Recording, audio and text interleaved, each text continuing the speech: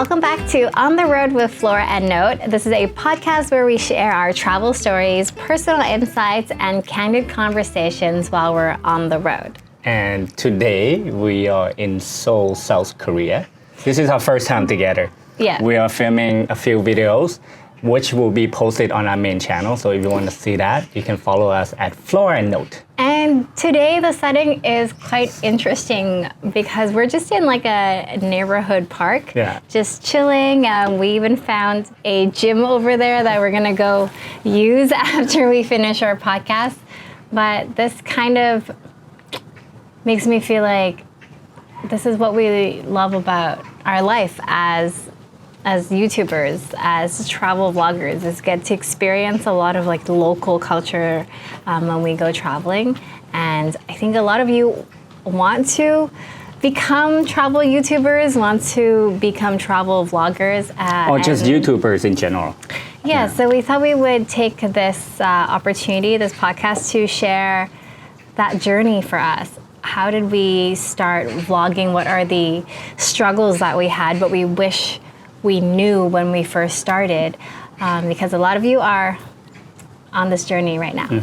If we were talking about when we first started, it would go back to 2020. 2020, height of the COVID. Pandemic, actually. Yeah. We started in June or July.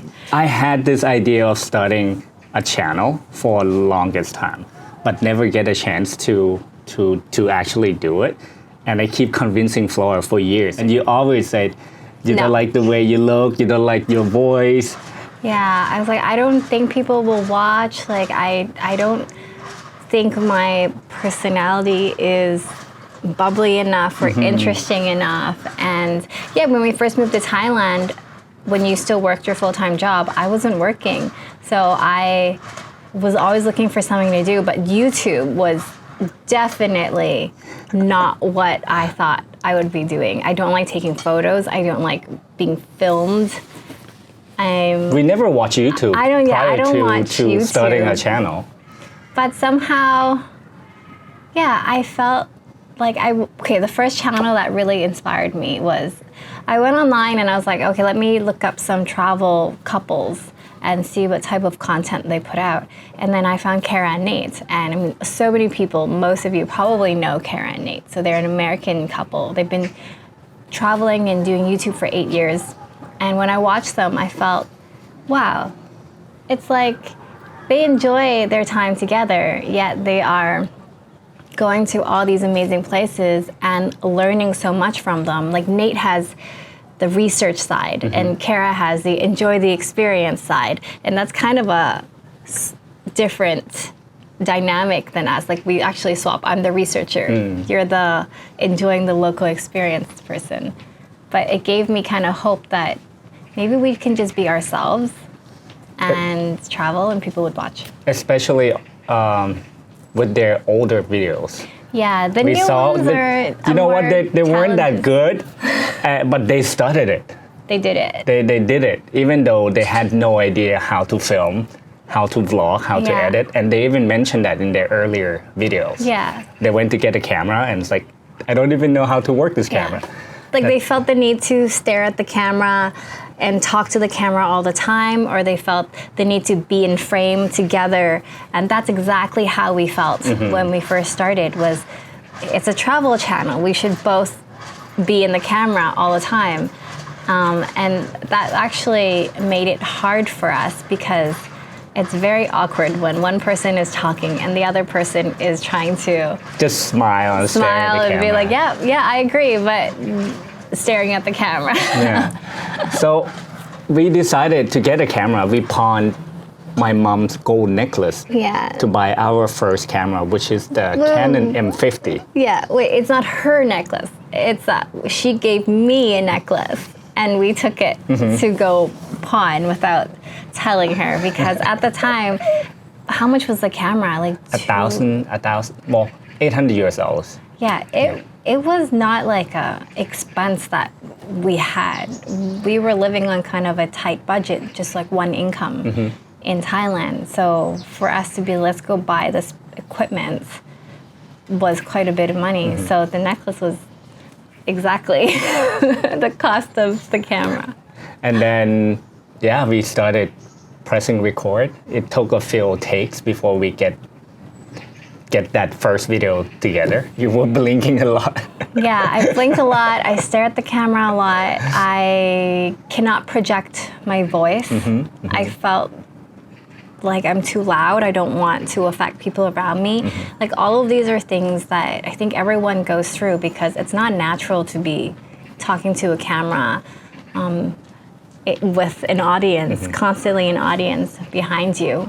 And I didn't even want to be in the video. I told Flora that this is your channel.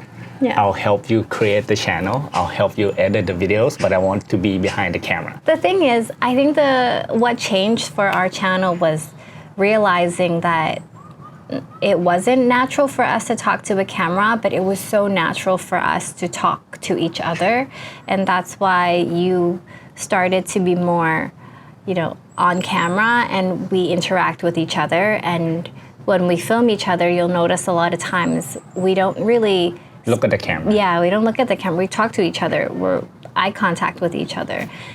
And that's why you may feel like you're with us traveling together. Third wheeling. Yeah, because I'm talking to him, but I'll be like, hey, you're there. I know you're there. You're watching. But like most of the time, we're on this journey together. And that made it a lot easier to film. We just felt more natural. And also, I'm not good at talking directly to the camera. Even now, I still can't do it. Flora is the person who would talk to the camera, telling all the facts. Yeah. So we just stick at that. If she's good at that, then you just do that. I don't try to be like that because I will never get as good as Flora. But my strength is just doing spontaneous thing, talking to local people. And I think that's a huge part of our channel is the local interactions. For me, I'm always too shy to make the first move. So I think you bring a lot of, excitement and like humor to the channel when you're not afraid to interact with people. And I think that's also a huge part of like vlogging as well is you're trying to show people what local life is like, what local people are like in a country. And the best way is talking to local people and getting those interactions. So what do you think was your biggest struggle when we first started YouTube? I think it was very difficult in the beginning trying to put the first video together because we both have different opinions on things. It's hard for me back then to edit while having you directly Micromanaging, I think what you to would do. call it. You know what I mean? Like it wasn't easy until we are able to have a system where you let me edit first and then you can come in and have a look and see what you like and what you don't like. And then we talk about it and decide whether to keep or to get rid of or to make it shorter. But that period lasted short because then we actually swapped roles. Because Noah was working a full-time job while I was unemployed. He taught me how to video edit. Just the basics of it, just enough for me to actually put the storyline together. And then when I need things to look nice, transitions, music, all of that, then I hand the last 30% back to Note to finish. But yeah, we swapped roles where you actually said, okay, I don't really know exactly what you like, so why don't you cut the video the way you like it? And then I'll go in and trim out what I don't want and make it look nice. And it was pretty easy teaching Flora how to edit because the first 10 videos when she was micromanaging me, she was standing there looking at how I edit. So she learned a lot from those hours. Yeah, I was like, that's it? That's all you have to do? Let's just cut. Ripple delete? And I was like, okay, so I can do this.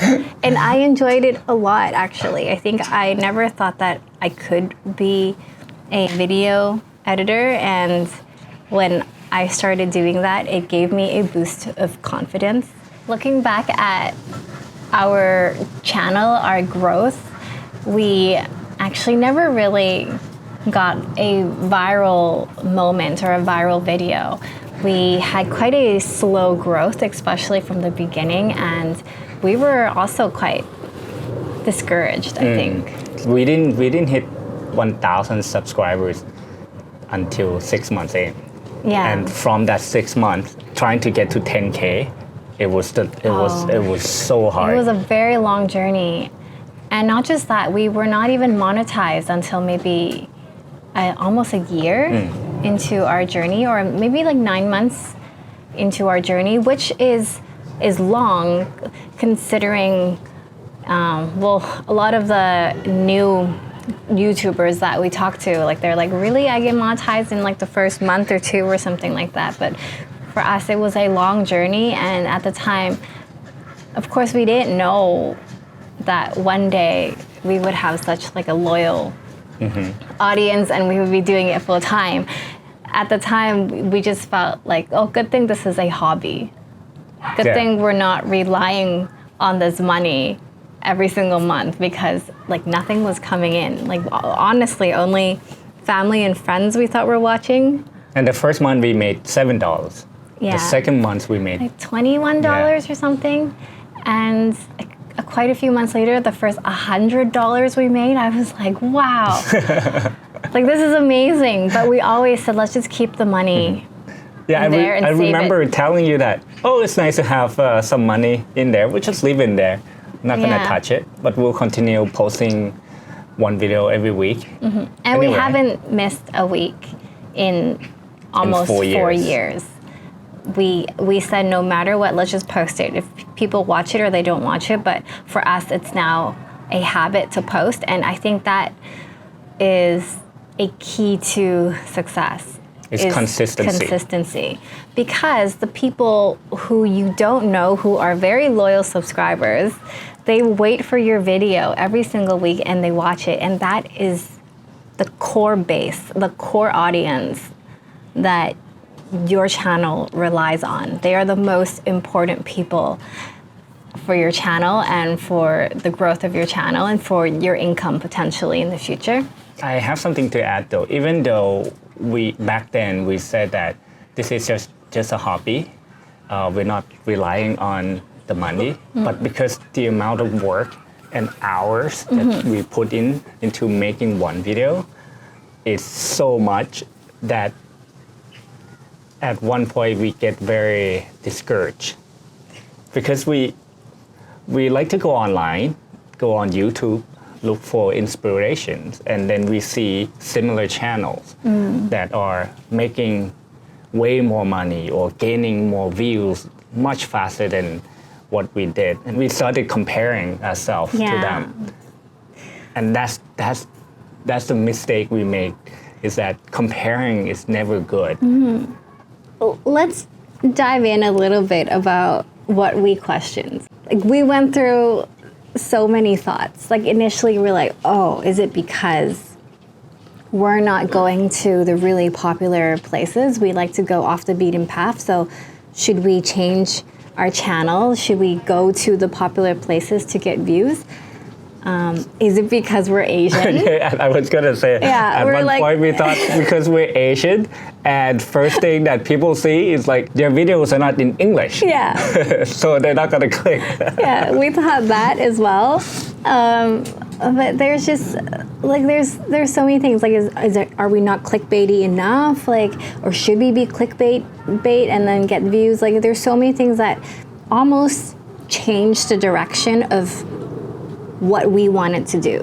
Like, I'm really proud that we were able to stick to what we enjoy and what we like. We still go on trips, go to places, and go kind of off the beaten path sometimes, do things that we really enjoy for ourselves and not just for the views. And I think eventually we found the audience who also enjoys the same thing. They're not looking for, the top 5 places in Gossamway. They're looking for like the off the beaten track kind of things. Yeah, and we've connected with a lot of Asians as well through our channel who are kind of in like the social media space, and I think there is something we can dive into more as well about it, because I think being in this kind of online world with an Asian background has some sort of pressure from like family and stuff, but we can dive into that that's another topic. Yeah, but yeah, I'm proud that we kind of stuck to where we are, and that's why we found the right audience. If we diverted and just did whatever to get the views, that's not sustainable. That's not what we would enjoy, and eventually we would burn out from not enjoying our work. Having said that, not comparing ourselves is still hard now. It is still hard. Yeah. We're still trying to get better at it. We have our highs and we have our lows. It's emotional. Like, yeah. YouTube is a very emotional journey too, because whenever you put out new content, you just don't know what's going to happen, and it kind of throws us through a roller coaster. And that made us realize that you just have to create content that you like, that you enjoy, and just put it out. You never know which one will get views. A lot of the videos that I love, like my top 10 favorites, have the lowest views. And the ones that I feel like, oh, this is not bad, it's all right, got over 100,000 views. Our rule is, though, for ourselves was, let's do 80% of content that is for us, that we love. Like going to Central Asia, that was a series that we absolutely loved and enjoyed filming, but not necessarily get views for. We knew that. Yeah, we knew that. Like, we were expecting it. If it got views, that would be like a bonus. Yeah. But then 20% is like, it will get views, so at least we have a income. So with the balance of that, it's almost, it gives us the room to do what we love and make a living. So after we posted the first podcast video, we asked for some suggestions, some recommendations from you guys for other topics, and some of you want to know how we plan our videos, how we plan our series.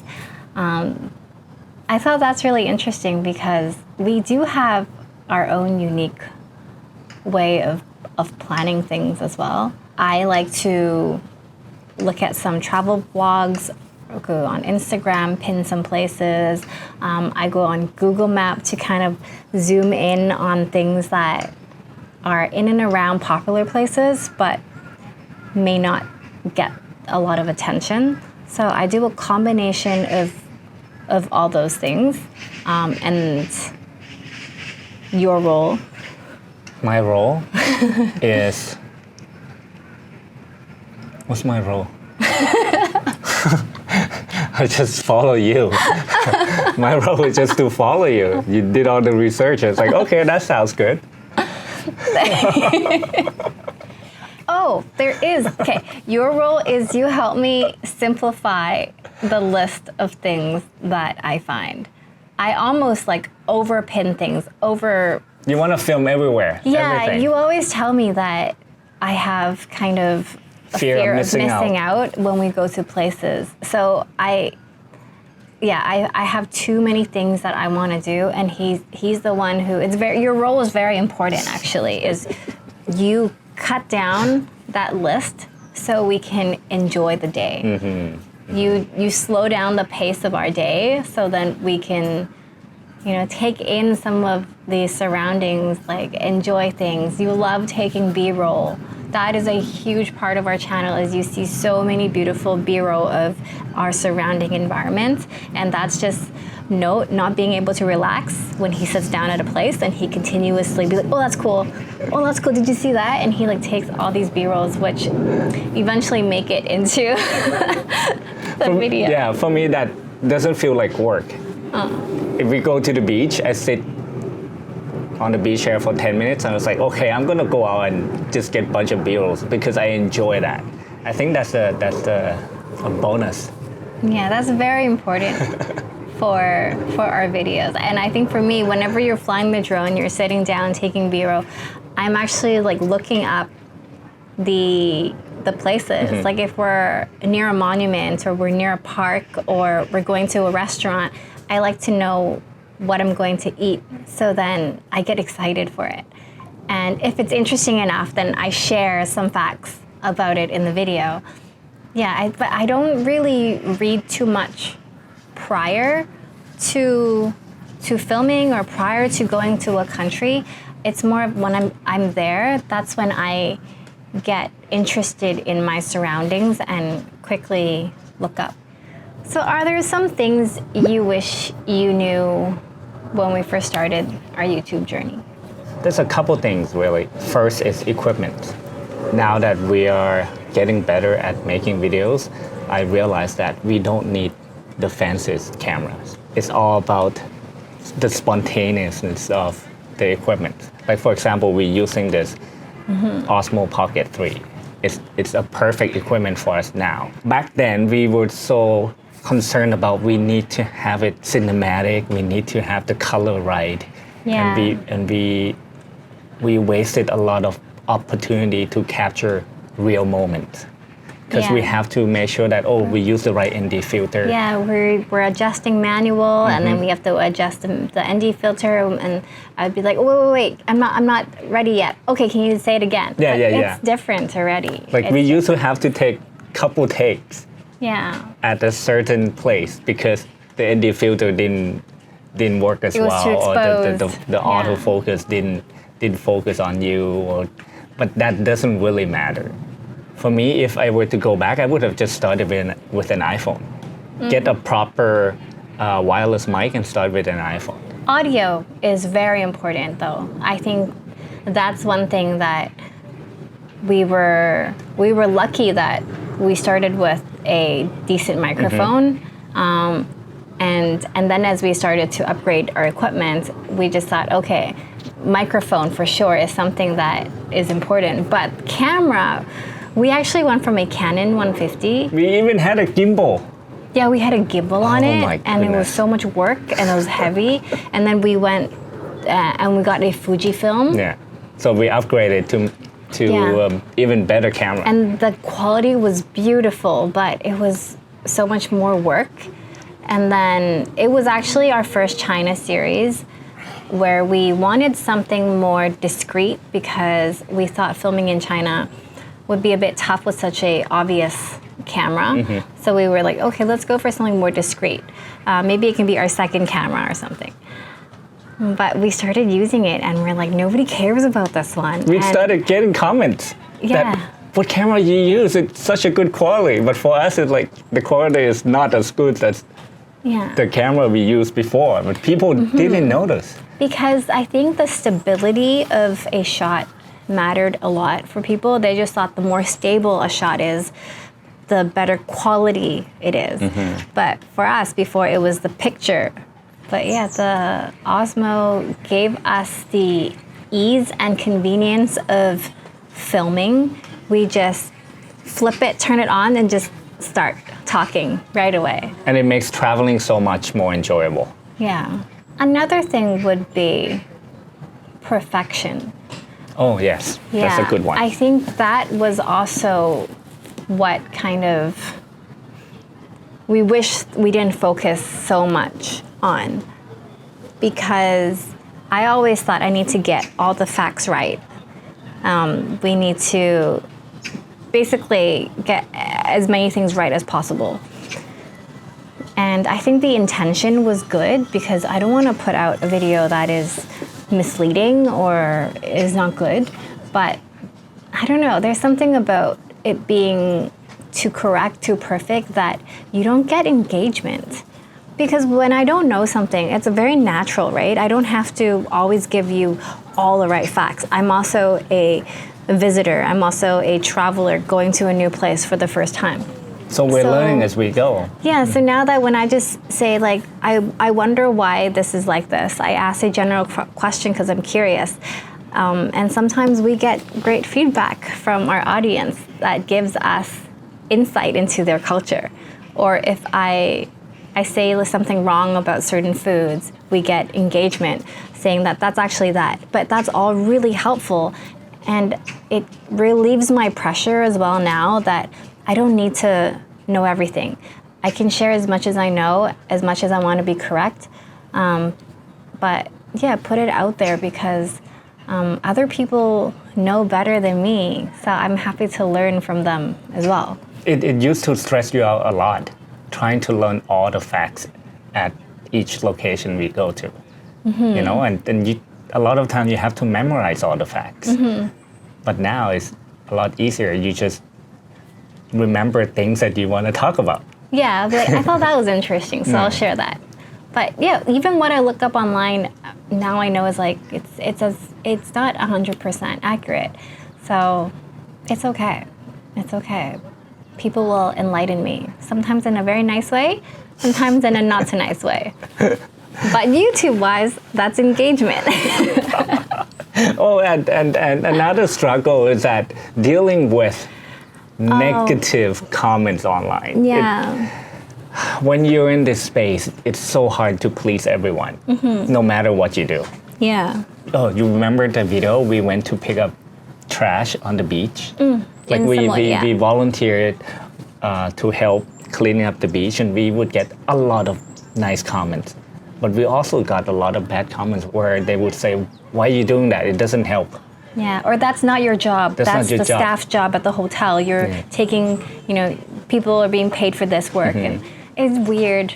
Yeah. But not just that, but there's like personal attacks. There's No, your eyebrows are so crazy. You should stay behind the camera. yeah, or like things about like I'm a basket case. I sound stupid. My voice is annoying. Stop talking. Like all of those. And that's not the worst one yet. There's a No. lot of Yeah, you'd be surprised. Like our content is very family friendly and it's positive, but we get like racist comments, sexist comments, like just weird people. Honestly for me now is like if there's swearing involved in the comments or people like bashing our guests, bullying other or our family, then people, I'm sorry, like you are now going to be hidden from our channel. But if you're just saying like we said something and we're stupid, then I usually don't mind those ones because I just don't comment on the negative ones. But that used to bother us a lot. That used to, at the beginning. Which is sad because it's like we get 100 nice comments, but why does the one negative comment bother us the most? And then when we really thought about it, we said we had to change our mindset. We said we should not give the negative comments any of our time, and we should answer the positive comments. Because we used to spend a lot of time answering those negative comments, trying to justify what we did. And we realized that why are we wasting this good energy that we have on bad energy? Yeah, why are we feeding these negative people more so that they feel like, oh, this is fun, I'm going to keep doing this. So I also feel, a relief for us. But I think it is the right thing to do is focus on the positive. Yeah. I want our channel to be a positive energy in the world when sometimes it can seem like it's not very positive. We are a lot better now. Yeah. A lot better now. Just don't comment about my hair. What's wrong with your hair? my receding hairline. Just don't comment about that. Then I get really, really angry. He will hide you. Another big thing I think is focusing on the number of subscribers. That was one of the things that we thought was so important when we first started our channel, because the more subscribers mean the bigger the channel, means we're growing, potential sponsorships, like all of that stuff. And getting to 100,000, it seemed like it was the ultimate goal when we first started. That has changed for us because when you want to become full-time and you want to rely on the revenue of YouTube, it's not really about the number of subscribers, but it's about the views and how long people are watching your videos, like your audience retention. because that is how we're making money on YouTube. And where they are watching from. Yeah, so that means it's about your quality content and not clickbaity content. Yeah, so it's actually a good thing. It's focusing on the quality of our channel, not just trying to grow subscribers, because subscribers a lot of times comes from like more viral videos when you get a sudden boost. But that's just from that video. Yeah. So majority of them don't watch anything else that you make. That will increase the gap between your subscriber count and your views. So the more gap you have, the less sponsorship that want to work with you. It looks off. You know, you have too many subscribers, and your subscribers aren't even watching your video. So YouTube also thinks that you know, maybe it's not a good video, because YouTube pushes your video out to subscribers first.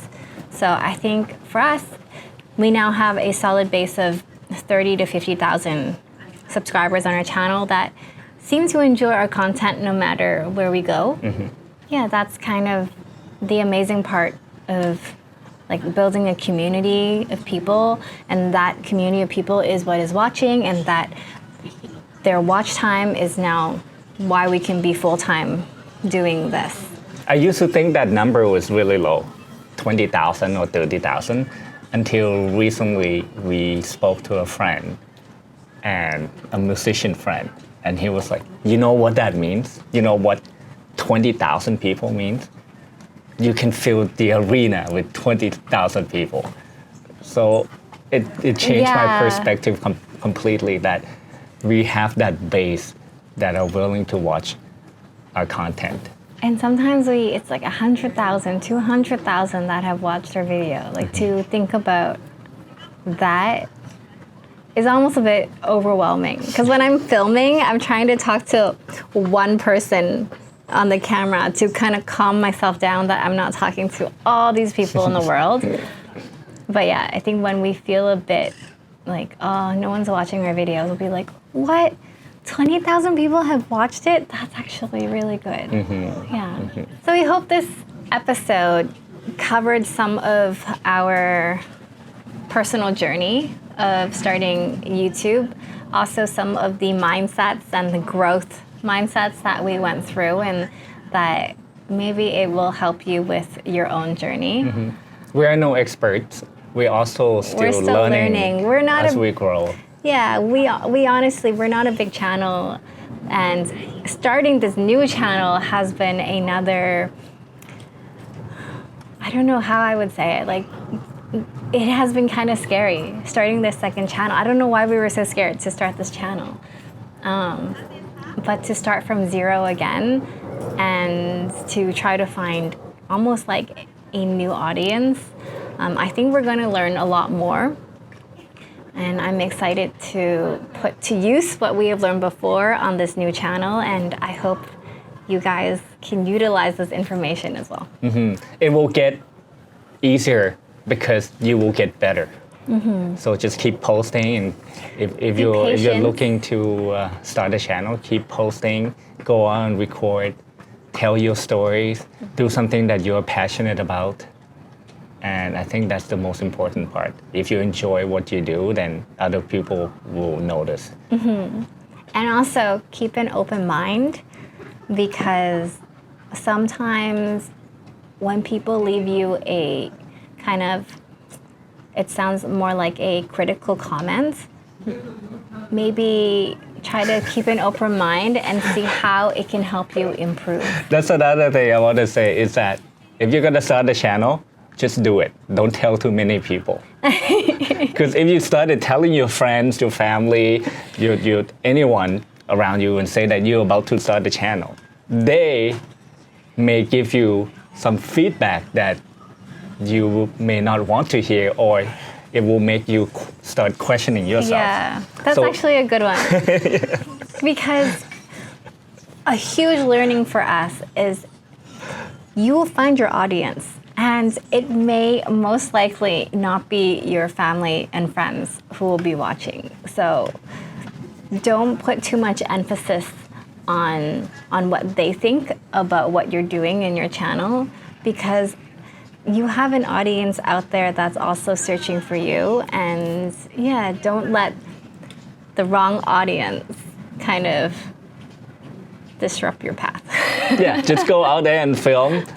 Don't have to announce it yet. Just do it. Just do it first. So this wraps up episode 2 of On the Road with Flora and Note. We are still very excited to share more of just our life with you guys. So please comment down below if any of what we talked about is helpful to you, or if you have any more questions you'd like us To talk about. to talk about. We will get better at this. Yeah, we will not give up. Promise. We We promise will you will get better. Find our audience.